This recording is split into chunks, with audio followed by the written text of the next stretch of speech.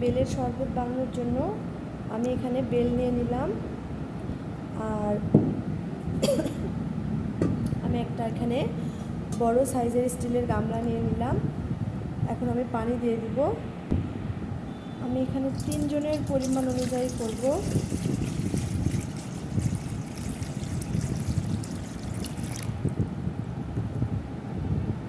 এরপর এখানে বেলগুলো দিয়ে দিব।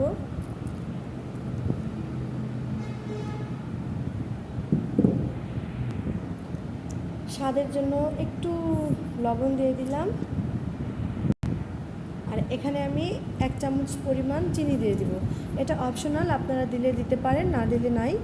আর এমনিতেই চিনি আমাদের স্বাস্থ্যের জন্য অনেক ক্ষতিকর, আর যদি বেল মিষ্টি থাকে তাহলে তো চিনি দেওয়ার বেশি দরকারই নাই। এখন এটা আমি হাত দিয়ে সুন্দর মতো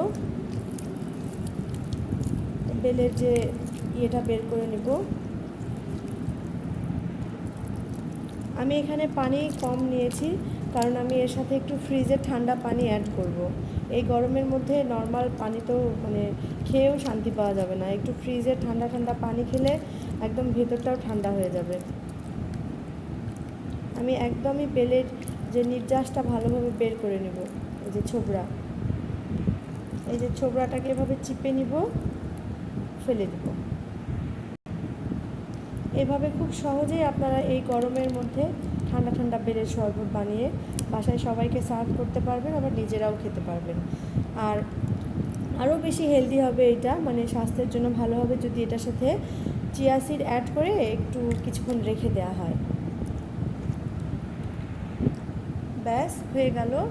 এখন শুধু আমি একটু ঠান্ডা পানি এখানে অ্যাড করে দেব, যাতে করে খেতে ভালো লাগে একটু। ব্যাস এখন আমি গ্লাসে ঢেলে নেব।